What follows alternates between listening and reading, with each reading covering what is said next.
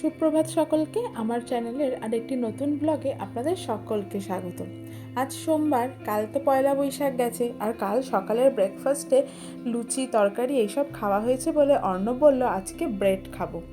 আর আজ ডিসাইড করেছি সেই কাজটাই করব, যেই কাজটাকে কিনা সব থেকে বেশি পিছিয়ে দেওয়া হয় আর সময়ের অভাবে কাজটা আর হয়েই ওঠে না। সেটা হচ্ছে বাড়িঘর ডিপ ক্লিন করা। মামা ভাবার পর থেকে সেভাবে আর আমরা বাড়িঘর ডিপ ক্লিন করতে পারিনি। আমি যখন কলকাতায় গেছিলাম, অর্ণব তাও তখন একটু আধটু করেছিল, তারপরে তো আবার বাড়ি আসার পরে আর সেভাবে কিছুই হয়নি। আর তারপরে তো শীতকালও পড়ে গেছিলো, অত ঠান্ডায় বাড়িঘর ডিপ ক্লিন করা খুব মুশকিল কাজ। আর এখন যেহেতু গরমটা বাড়ছে, ওই জন্য অর্ণব বলল আজকে সমস্ত ফ্যানগুলো পরিষ্কার করবে, তারপরে যে দরজাগুলো আছে সেই দরজাগুলো, আর তারপরে করবে এসিটা। সত্যি কথা বলতে দিল্লিতে কিন্তু ভয়ানক ধুলো পড়ে।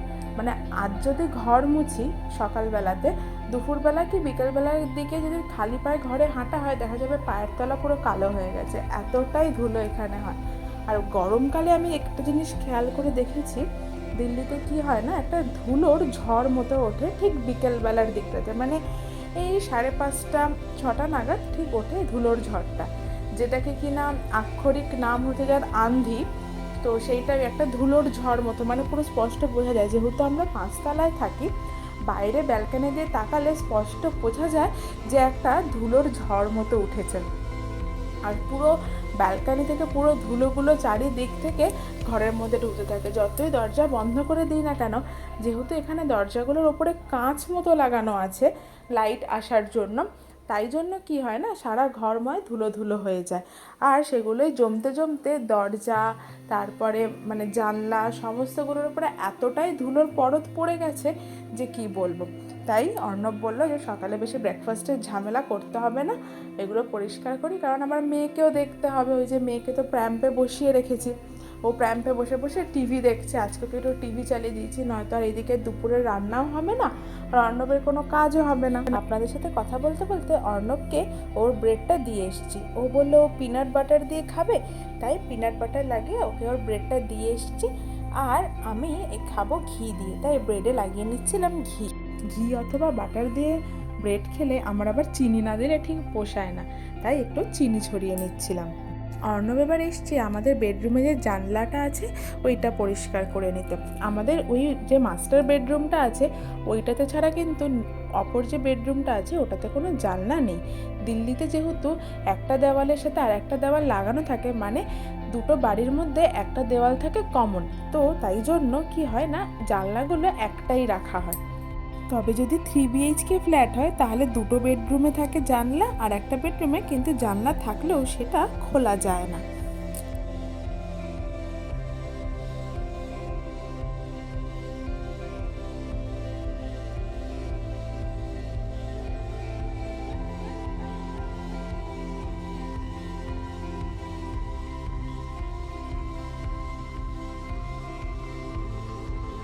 ওর বাবা যেহেতু এদিকে কাজে ব্যস্ত আর আমি এদিকে চলে এসেছি মামামের জুসটা করতে, তাই ওকে টিভিটা চালিয়ে দিয়েছিলাম।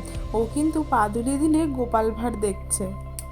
সত্যি কথা বলতে গোপাল ভাঁড়ের ও কি বোঝে আমি তো সেটা জানি না, কিন্তু দেখি কি কোনো যখন হাসির কোনো মজার কোনো দৃশ্য হয়, ও কিন্তু ওগুলো দেখে পা দোলায় আর হাসতে থাকে। এদিকে মামামের জুসটা আমি বানিয়ে নিয়েছিলাম, আর আমাদের জন্য একটু আঙুর ছাড়িয়ে আঙুরগুলোকে জলে ভিজিয়ে রাখছিলাম। চলে এসেছি মাম্মামকে জুসটা খাওয়াতে।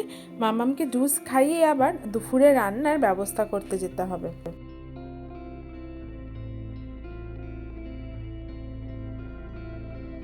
অর্ণব দেখছি এবার এসিটা খুলেছে, এসিটা পরিষ্কার করাতে হাত দিয়েছে। আমি আবার এইদিকে লাঞ্চ বানাতে চলে এলাম।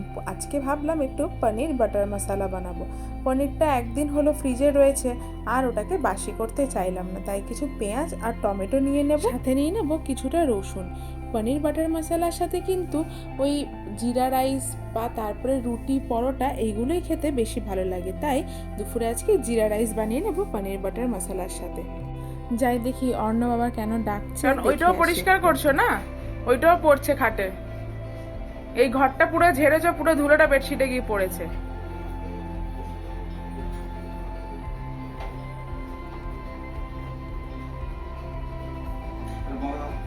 কি দেবো?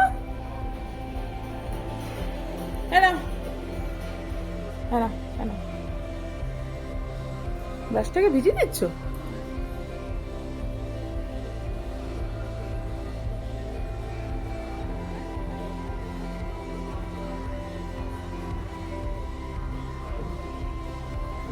সেবার সার্ভিসিং করালে না এসিটা?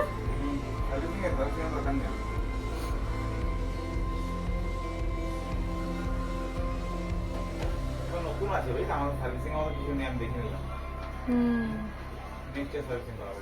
হ্যাঁ, এখন সার্ভিসিং করা দরকার নেই, এই গরমটা চলে যাবে। আমার এসে অত চলে না, ঠিক আছে? অত চলে না? কি বলছো? আগের বার কত এসি চলেছে বলো তো? 3 মাসের মতো চলবে। হ্যাঁ, ওটাই চলবে। তবে এবারে তো এখন অব্দি এসি চালাইনি। দরজাটা খুলে দিলে ভালো ঠান্ডা হাওয়া আসছে না ব্যালকনি দিয়ে।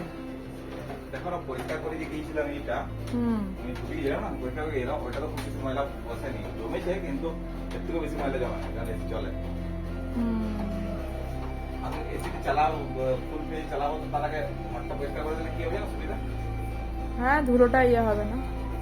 ওই এসিতে দুটো কথা। এসি পরিষ্কার হয়ে গেছে, এইদিকে অর্ণব এবার আমাদের যে এসি স্টেবিলাইজারটা আছে ওটা পরিষ্কার করছে।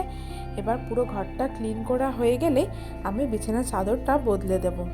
এমনিতেই চাদরটা 4-5 দিন মতো হয়েছে, বদলাতেই হতো, তাই ভাবলাম একেবারে আজকে পরিষ্কার হলে পরেই বেডশিটটা বদলে দেবো। এখন তো কদিন অর্ণবের ছুটি আছে, তাই এসব বিছানার চাদর ঠাদর বদলাতে কোনো অসুবিধা হচ্ছে না। কিন্তু যখন অর্ণব থাকে না, বাপ রে, মাম্মাম আমার বিছানার চাদর বদলাতে গেলে যা বিরক্ত করে যে কি বলবো। আর ও তো মজা পায় ওরকম দুষ্টুমিগুলো করতে থাকে। বিছানার চাদরটা পুরো পাল্টানো হয়ে গেছে, মাম্মামেরও ঘুম পেয়ে গেছিলো। ওকে তো ফলের রসটা খাওয়ানোর পরেই স্নান করিয়ে দিয়েছিলাম, আর ওই জন্য দুধটা খাইয়ে ওকে ঘুম পাড়িয়ে দিয়েছিলাম। আর এইদিকে ওর বাবা যে এসির থেকে যে ফিল্টারটা বার করে নিয়েছিল, ওগুলোকে তো ধুয়ে রেখেছিল, জল ঝরে যাওয়ার পরে ওইগুলোকে আবার এসির মধ্যে ফিট করে দিচ্ছিলাম। আমি আবার রান্নায় ফেরত চলে এসেছি। এখনও যদি রান্না না করি তাহলে আর আজকে দুপুরে খাওয়া হবে না। তাই এইদিকে পেঁয়াজগুলোকে একটু বড় বড় টুকরো করে কেটে নিচ্ছিলাম, এবারে টমেটোগুলোকেও বড় বড় টুকরো করে কেটে নেব। ব্যাস, পেঁয়াজ টমেটো সমস্ত কাটাকুটি কাটা কমপ্লিট। এবার এই গ্যাসে একটা কড়াই বসিয়ে নেব, তাতে দিয়ে দেবো বেশ খানিকটা মতো ঘি। এবারে এই ঘিটার মধ্যে দিয়ে দেবো কেটে রাখা পেঁয়াজ, টমেটো, রসুনগুলো আর কিছু গোটা গরম মশলা আর শুকনো লঙ্কা।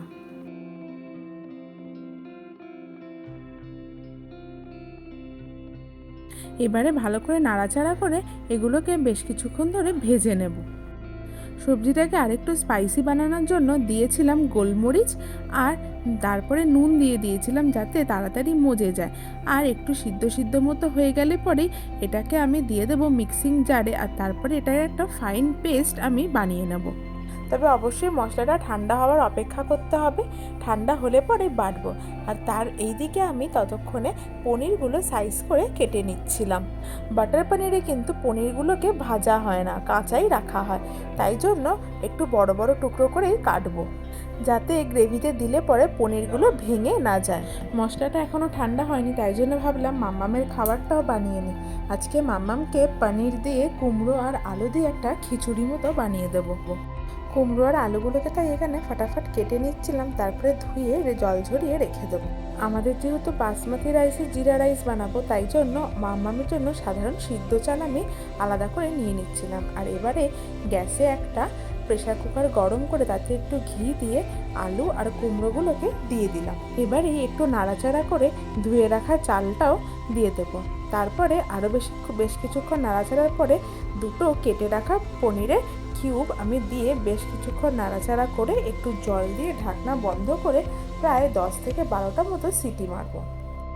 তবে আমি কিন্তু রান্নাটিতে সামান্য পরিমাণে নুন আর হলুদেরও ব্যবহার করেছিলাম। আপনাদের বাচ্চারা যদি 1 বছরের নিচে হয় তাহলে তাদের রান্নায় নুনটা খুব সামান্য পরিমাণে দেওয়াই ভালো। মাম্মাম যেহেতু এখন প্রায় 11 মান্থ প্লাস হয়ে গেছে, তাই নুন আর হলুদ আমিও রান্নায় অ্যাড করি। মাম্মামের রান্নাটা হতে হতে আমি ভাবলাম জিরা রাইসটাও ওইদিকে বসিয়ে দিই। মশলাটা তো এখনও সেরকমভাবে ঠান্ডা হয়নি।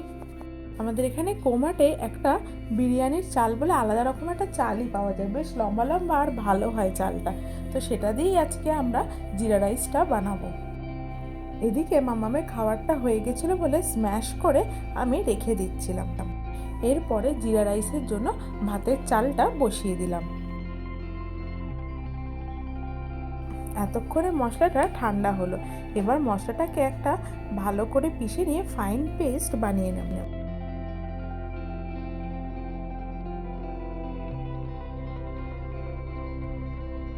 এখানে একটু কাজুও আমি ভেজে মিক্সিং জারের মধ্যে তুলে রেখেছিলাম, পরে এই কাজুটাকে বেটে ওই মশলাটার মধ্যে যখন কষাবো তখন দেব।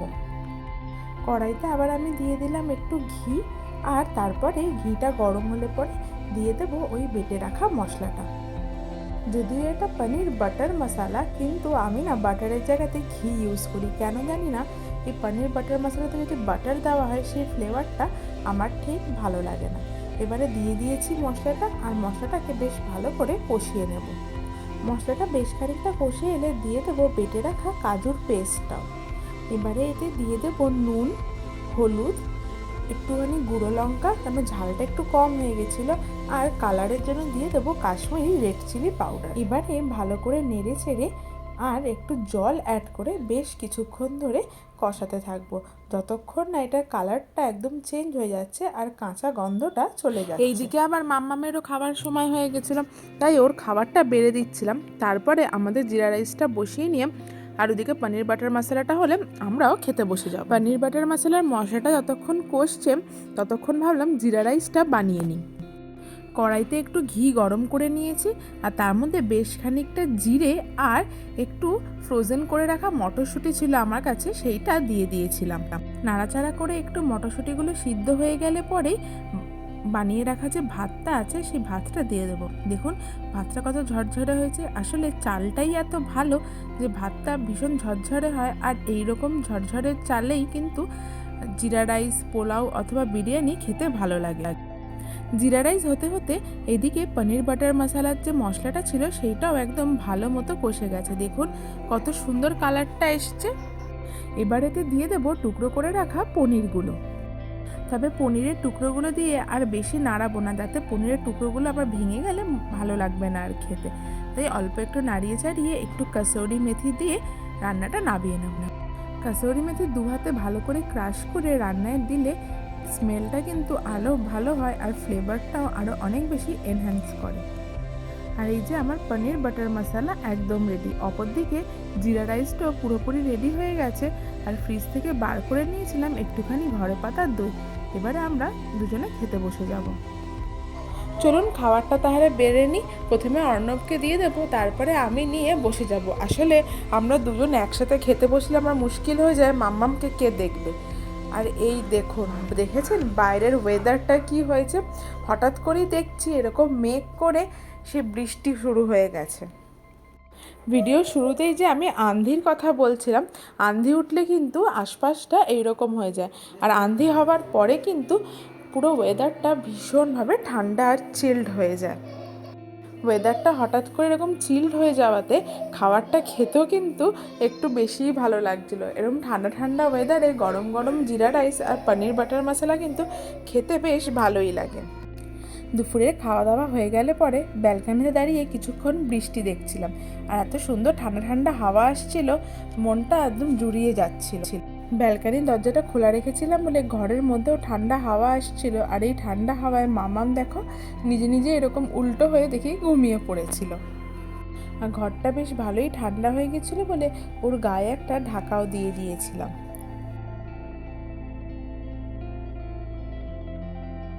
হ্যাঁ, মাথার হেয়ার ব্যান্ডটা কি করে নিয়েছো বাবা? টোকরি হেয়ার ব্যান্ড বানিয়েছো? টোকরি টোকরি হেয়ার ব্যান্ড বানিয়েছো মাথায়? এইভাবে হেয়ার ব্যান্ড কে পরিয়ে দিয়েছে তোমাকে? তুমি তোমার কোল্ড ড্রিঙ্কটা নাও, তোমার কোল্ড ড্রিঙ্কটা নাও বাবা, তোমার কোল্ড ড্রিঙ্কটা নাও, যা। তাহলে আপনারা যারা আমার ভিডিওটা একদম শেষ অবধি দেখলেন, আশা করব তাদের আমার ভিডিওটি একটু হলেও ভালো লেগেছে। আর যদি ভালো লেগে থাকে তাহলে আমার চ্যানেলটিকে সাবস্ক্রাইব করে দেবেন। আর আপনি যদি আমাকে ফেসবুকে দেখে থাকেন তাহলে আমার দেবযানী বণিক নামক যে প্রোফাইলটা আছে সেটি অবশ্যই ফলো করে দেবেন। আজ তবে আসি, সকলে ভালো থাকবেন, সুস্থ থাকবেন, দেখা হবে অন্য আরেকটি ভিডিওতে। সকলকে অসংখ্য ধন্যবাদ আমার ভিডিওটি সম্পূর্ণ